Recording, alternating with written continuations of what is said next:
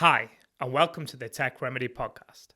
I'm Jamie, and I'm passionate about seeing people win using technology. Welcome to our Best Bits or Lessons Learned episode.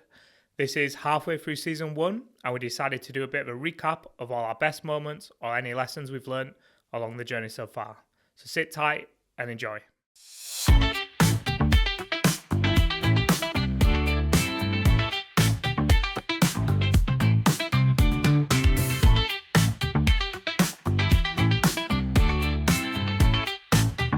So our first clip is with Jeff Young from Mint, and he talks all about ERPs, Salesforce, and the efficiencies that can be gained from deploying an ERP for your business.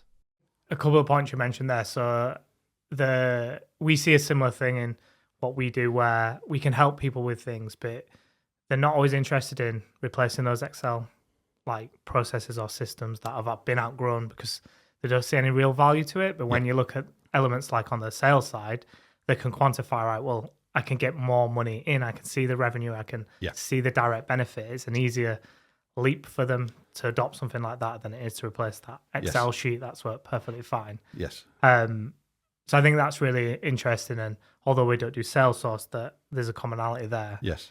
I think the other thing that's probably interesting is, and I had this chat with someone about the Power Platform recently, all these old systems that people have, as we get in an aging workforce and the people that might have built them are retiring or leaving or going somewhere else, that knowledge is lost with them. Yes. Whereas in a system like Salesforce, you've standardized it, and the idea, I guess, is anybody can pick it up and use it, and it's going to be maintained outside of an individual person, helping you scale and grow and not rely on that sort of tribal knowledge in effect. Exactly that. There's one source of truth for all of your data. Yeah. And again, that's further enhanced with all the stuff that's coming with AI and Agentforce as it is in Salesforce land.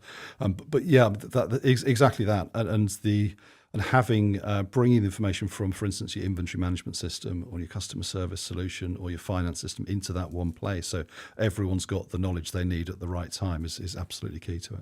Our second clip is from episode 2, and this was a chat I had with Simon Doy from iThink365. We talked all about the Power Platform and the advantages of using that nowadays, and here he gives some tips on the best ways to get started working with a Power Platform if you haven't yet used it. I'm a business owner. I'm using Microsoft already. Yep. I don't quite know of some of these elements. What we're saying is you have some Power Automate and some Power App functionality already built in that you're just not utilizing. That's right. What would be a good way that we could get started? Or if you're a business owner and you want to understand the power and the functionality you could reach, what would be an easy way to get started or to look at that sort of stuff? So for me, I'd probably start with Power Automate and using Power Automate to glue things together. So, a common one we get is, you might have, maybe say you've got a website. You've got a contact form. It fills some information out. It sends it, maybe it emails it to you. You could then have Power Automate trigger when that email arrives, take that information and put it into your CRM, into another system. So gluing systems together, and we see that often. So that can remove the tedious tasks in day-to-day exactly lives and stuff like that. Yeah, that's right. Other things you can do as well. So we'll introduce something called SharePoint. So SharePoint, really just think about document management. You have these things called document libraries, which store documents. Documents have columns, metadata, which describes information. So let's take an invoice, right?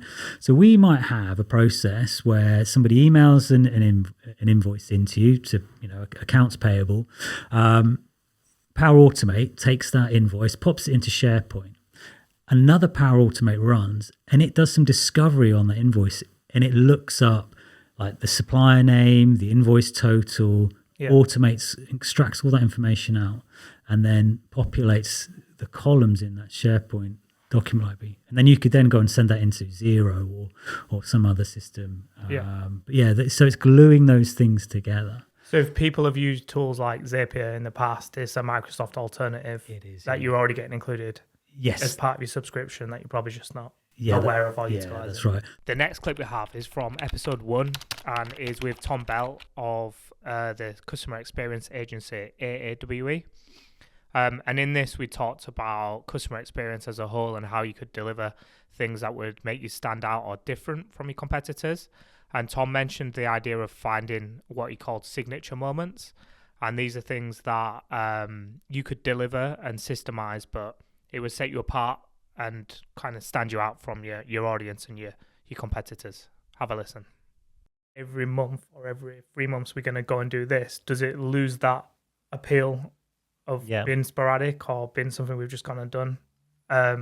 So how do you, I guess, strategize that? How do you implement it in a way that feels like it's not structured but gives that impression? Yeah, so I think it kind of comes back to that journey. And I used to work with a chap, and he always talked about signature moments for you and your business, your brand. And I think that's really, really important, because these kind of elements of signature moments can be something that you can uniquely deliver and other IT providers can't, for example.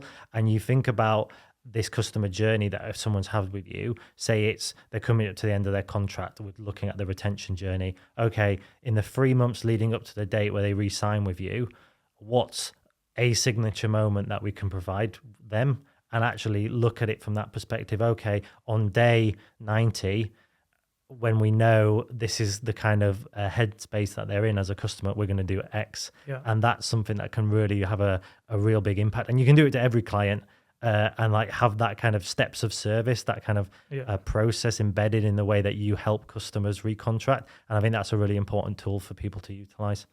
Signature moments. I'm going to write that down. Yeah. This next clip's all about how tech interacts with talent, and I chatted to Gavin Howarth from Howarth's HR and Employment, and we talked specifically in this clip about the role that tech has in building high-performance culture within people and teams, which I think is a really interesting topic now with AI and all the other kind of automation that we're looking at in the tech world. What you do at Howarth, so how do you find technology fits within the people and culture sort of element? Yeah, I think there's clearly a big role for technology in building a high-performance culture. You know, even for the most simplest thing of doing mundane jobs, let's say, can be demoralizing. Yeah. You know, which isn't good for culture, obviously. So if we can use technology to do those types of jobs, and AI will come on to that has that role as well, then that can improve engagement levels, improve productivity, etc.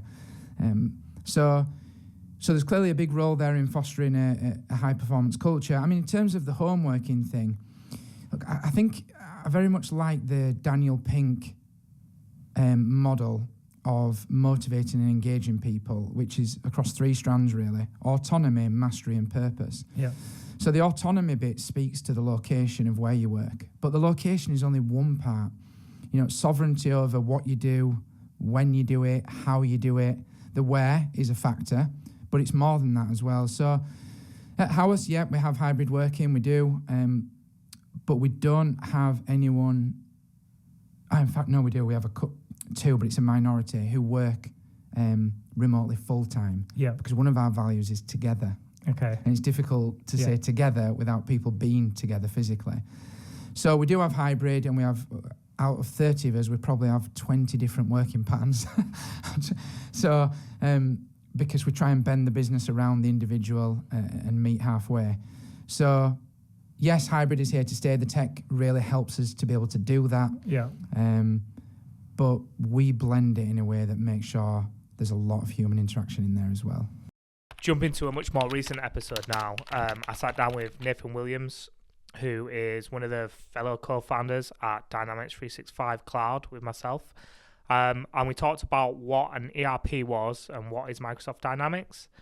As tech people or a tech industry, we're guilty of throwing acronyms out a lot and not always explaining what they are. So Nathan really explains what each one of them are right now and how it can work within your business. Probably for people listening that might not know what Dynamics is or might have heard the term ERP, which gets used a lot, can you give us a little bit of a background into what you think people should sort of understand an ERP or what Dynamics essentially is? Yeah, absolutely. So the IT sector industry is full of jargon, acronyms, letters, just definitions that really baffle a lot of people. CRM or Dynamics 365, or whatever you want to call it, is just your customer management system. ERP then is effectively your business platform. Yeah. So you ERP, which is enterprise resource planning, all the nonsense you don't want to hear. It's just the underlying platforms that really run your business on a day-to-day basis. And what you normally have, or what we see in our ecosystem, is a CRM platform, which is your sales, your marketing, your customer service, and then a finance and HR or operation platform. Now, ERP intends to combine all of that into like one common layer, like as such. So centralization of data, that type of thing. And where businesses historically had multiple different applications or platforms for, like, for example, one for HR, one for marketing, one for time management, one for finance. Well, an ERP platform is intended to combine all those apps into one common place for those people to log in and access their business area. Yeah, that makes sense. It's funny, I was in a meeting yesterday and there was a jar of biscuits on the table and we were talking about Dynamics and how the fact like it layered all the different business operations and departments in one system. And we used the analogy of the jar and the biscuits in it as the data, but everybody sat in different seats around the meeting table were the different departments, but they would all reach in and not necessarily eat the biscuits, but the data was manipulated by them sat around this table, but they were all looking at that same jar and data set in effect, which I think was a really good analogy for that layer and the way that ERPs work. Jumping back to our episode with Simon Doy now and the Power Platform, this clip is around maybe the limitations of Power App and the Power Platform, and also best use and kind of ways to utilize the platform to take advantage of the technology. You might think this is the wrong sentiment or statement, but if you can think it, you can make it in Power Apps would be something I would sort of say. Yep. I don't know if it does have any limitations that would stop you. Yeah, I mean, we do get people sort of requesting things which, it would be difficult for any computer to do. So I think, it has to be, I mean, AI has made a big change and shifted that, thinking a bit, and, computers obviously can do a huge amount, and AI has helped make that even more. But yeah, if you're thinking about the Power Apps, it does have some limitations with just sort of when we talk about the limitations at the standard connector level. So often people will use SharePoint as a data store, and there's some limitations around there. Finding information, once it gets over to 2,000 pieces of information, then that can be, there's limitations there. But if it's capturing information and processing that, then Power Apps is a great way of doing that. And the Kudos one, I mean, often if you're using an Excel spreadsheet, that is a brilliant thing to look at and go, well, actually, this Excel spreadsheet, we can do that, but there's some limitations with Excel. Switching that into a Power App and then driving the process with Power Automate is a great pattern for sort of transforming business. Yeah, I think we see a lot of Excel used beyond probably what it was designed for. Like it's capable of doing it, but it's not necessarily. I think it's outgrown its original purpose. Yes, and I think people are just so comfortable using it that, and because they don't know about Power Apps, they're stuck with these things that don't quite fulfill the needs when there's a better system. And they might go and do some really interesting things to that spreadsheet to make it work for them, but then that also causes them problems as well. And it might be that to actually use the Excel spreadsheet, you need a load of training, and people really need to understand how to make it work. Whereas with a Power App, you can sort of make it a nice journey and easy to pick up and use, making it more usable. So that has a big advantage, especially as your business scales and you don't have to worry about trying to do so much with training.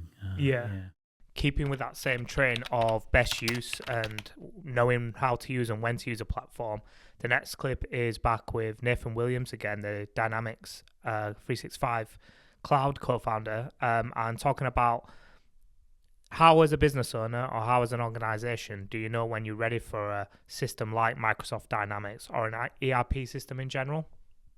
Have a listen. If you're a business and you think that's the future and where you want to move to a platform like a Dynamics, we did an episode about Salesforce, which was a similar kind of, I guess, vibe. What would be a telltale sign of some business pains and problems you'd have that would be a trigger for starting to look at a platform like Dynamics? People in the Dynamics industry are going to shoot me for this answer because it's the same answer as it was 10 years ago. But really, most businesses we come across, and we've come across ones this week, that are still having siloed, disparate offline systems, on-prem systems that require VPNs, duplicate entry, duplicate customer data, lack of transparency, lack of process. Well, immediately, and this isn't upselling the platform, this is just a standard core benefit of any CRM platform. Immediately, you have one platform that has a 360 perspective of the customer. So you've got one single source of data truth. Yep. So if you want to know who was that, what was the latest interaction with that customer, it's in there, it's real. You have your integrations with Outlook and all that because everybody uses it for email. Your deduplication, remove having to put it into system X, Y, and Z. Right? Platforms are built now that if they don't have that integrated functionality within the app, well, they have something called APIs, don't want to be too technical, effectively a door into and out of that system that you can just talk to your other systems. It baffles me, not kills me, but baffles me in 2024 that we are still talking to businesses who don't have effectively these core processes and functions that facilitate their business working efficiently. Yeah. I think a lot is to do with the education piece, isn't it?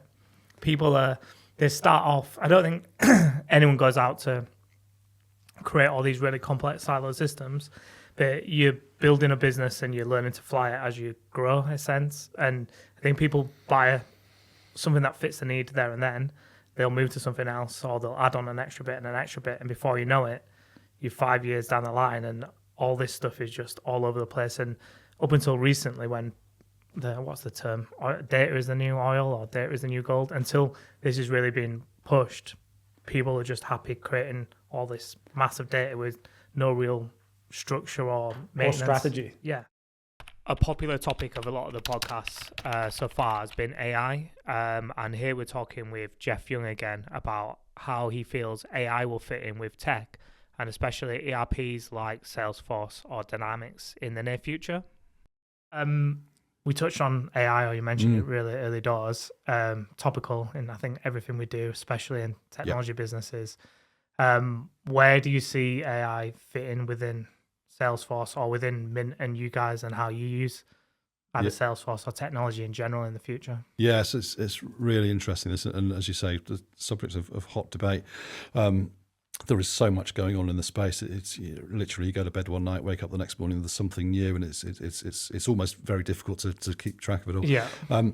So AI in Salesforce is not new to Salesforce. I think it was 2014 or thereabouts, Salesforce first started investing in this or investigating this and embedding it into the platform. We saw the first iteration of that was something called Einstein, which was embedded across some of the areas within the Salesforce platform.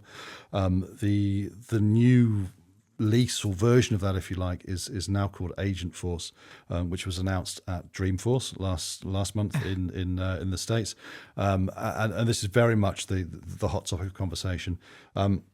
The use cases for it seem to be vast, and they seem to be changing every day. So at Mint we work a lot in the healthcare life science space, not exclusively. We've got experience in manufacturing and healthcare life science, hospitality, a whole range. But in the HLS space specifically, not with Salesforce yet, but I know that there are clients we work with that are using AI for drug discovery and drug development.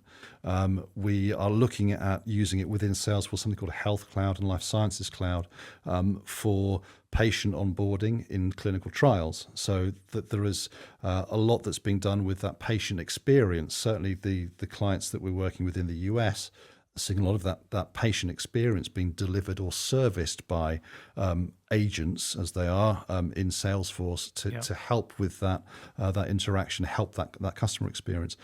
So there are so many opportunities for it everywhere. We have a couple of clients that are using it or looking to use it specifically for their sales process. So whereas at the moment, just to give an example, we have one client, a couple of clients actually, we've just done a similar thing with. We take them on a journey where previously their sales proposals would be done in Excel spreadsheets. And so you put your numbers into Excel, and out it spits a number that you would then sort of paste onto a Word document, and then PDF it into the cloud, all of that stuff. So we've, over the last few years, 10 years or so, we've removed those processes from Excel and embedded them in Salesforce, so that it's really like a quick wizard interface. Put your numbers in, and bosh, out it spits your proposal numbers. We've also integrated that into document generation as well. So really, it's button click to get things out the door quickly. Yeah. So proposal turnarounds, for instance, that were taking sometimes a couple of weeks, were literally taking a couple of hours tops. So there's massive benefits to that. The next evolution of that is embedding AI into your processes, so that you're not even having to go in to do the wizard piece. Yeah. It's being fed to you as a business development exec. Yeah. I think the challenge with all of this is always going to be your data. Yeah. Because AI's got to have the data to work with to be able to give you the results that's actually going to be meaningful to you. So I've thrown a few clouds into this conversation already, but there is also something called Data Cloud, which is another Salesforce cloud, if you will, that aggregates data from not just Salesforce, but from other sources as well. So your ERP system, your finance systems, etc. So having a meaningful output from AI has got to be based on your data. And I think that's going to be one of the biggest challenges going forward, is making sure that people have got good data, and it's all in a place that can be interrogated by the agent, whatever that is. And of course, Salesforce aren't the only ones doing it, right? So we've got, in Salesforce land, we've got Microsoft, of course, we've got Copilot. Yeah. We've got other tools as well that are coming to the fore on this. And now, if we're talking about the benefits of technology and AI and the benefits it can bring, I guess it's good to touch on maybe the reverse. And here with Gavin Howarth from Howarth's HR, we talked about the need to set boundaries now with tech, and how tech's always brought the kind of work home with you into your personal devices and into your home. And some of the steps that you might need to take nowadays to kind of create boundaries and lines between the work and home life. Do you feel like there's anything you have to work on to remove some of the negativity around technology and the way that information's always readily available nowadays? Like, I know personally, I've turned off all notifications on my phone, Teams, Outlook, because the amount of noise that you're getting all the time, you can never actually switch off. And running your own business can be hard enough to switch off and have boundaries, but when something that you use or you have in your hand all the time it's got all the information, it can be even harder to ignore it once you've seen it. Yeah, 100%. I've got 2 points on that. I think the first is, previously when the technology wasn't there, if you couldn't check your emails, or you couldn't access them. So the decision was taken out of your hands because it just wasn't an option to do that. Now, of course, you can check them at any point, at any time. So the difference now is you have to set a boundary yourself and be intentional about doing that. If you don't, you just get sucked in. It's insidious, really. And I think particularly if you work at home a lot, because the boundaries then become soft and you don't exactly know, and you can often work longer. So I think you have to be very deliberate about setting a boundary. And I think the other point you make is right. So I've experienced recently, if I come out of a meeting, say I've been in a meeting for 3 hours, get my phone out, I'll have a range of voicemails, emails, text messages, LinkedIn messages, WhatsApps, all business related across, say, 5 or 6 channels. I mean, I'm happy that I'm needed, but it's quite a lot. Like, it can be very overwhelming to, the spread of business into WhatsApp, I think it's been the last 2 or 3 years. But yeah, exactly. Like, if you don't set those boundaries, it's coming from all angles. Jumping back to our chat with Nathan Williams and the Dynamics 365 Cloud, we got into kind of what it takes to deploy AI successfully right now. And he talks a lot about having to get the foundations right before deploying AI into your organization. Have a listen and see what you think. People that are hesitant to feel like they're going to be replaced or not impart knowledge into a system, but AI's almost got that same set of fears as well, hasn't it? Oh, this is the hot topic at the minute, and I really don't like it because AI is the future, inevitably. But as I said a couple of minutes ago, we're still talking about implementing CRM systems with the same pain points of 10 years ago. We have a number of customers. There are businesses up and down the UK who have simply not adopted cloud computing, let alone AI. Yeah. And the reality of AI is you see the poster boys, you see the wonderful images, you see everything looking fantastic, but how many people have the knowledge to implement it, support it, actually within a business, implement it outside of having a partner? It's wonderful technology. And we've done projects on AI where we've integrated with ChatGPT. We've taken Teams transcripts and prompted ChatGPT for the outputs of document generation, stupid stuff, crazy stuff. But the reality is most businesses are not set up to understand this yet. And you need to have underlying platforms correct. You need to have processes correct. You need to have your data correct. Because if you think of AI as effectively what you input, or the accuracy of your input is going to dictate your output.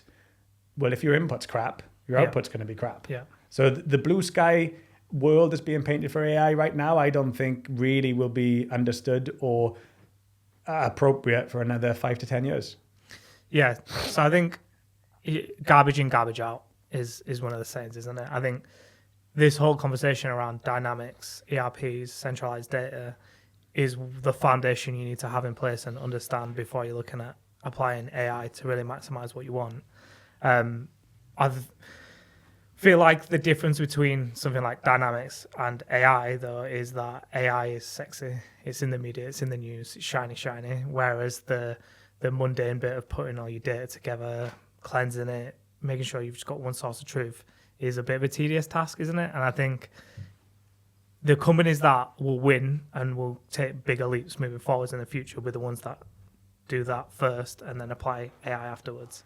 And finally, jumping back to the episode with Tom Belt and customer experience, Tom mentioned that companies that focus on delivering good customer experience, they can skyrocket their growth compared to companies that don't focus on it or don't prioritize ensuring that they deliver good customer experience. I guess it's getting ever more important with the move to a more digital world. Like, is it more important than ever, would you say? Or how would you rank it in terms of what businesses should be focusing on and how much energy they should put into customer experience? Yeah. Look, I'm biased, but I think it's actually been really well proven in terms of a lot of research out there that says that customer experience is the most important factor when a customer aims to make a purchase decision. I mean, I could point you here, there, and everywhere, but it's around 70% of people say it's the most important aspect of when making a customer experience decision or a purchase decision, rather. I mean, I think you can see that as you go through your daily life. Like, you walk down the high street, you're interested in getting a cup of coffee, you see a Starbucks or a Costa or an Independent. Pretty much their product's very, very similar. So you're going to go to the one that you feel like gives you the best customer experience. And I think that plays out in the digital world as well as the physical world. So I think more and more what we're seeing is that people are embracing customer experience and really thinking about it as not just a tick box exercise or not just the bells and whistles to keep customers happy, and actually thinking about it as an engine of growth for your business are succeeding more and more. And again, there's a lot of research out there that says the people who are the leaders within a given category actually grow 5 times at the rate of the people who are the laggards or the businesses delivering poorer customer experience.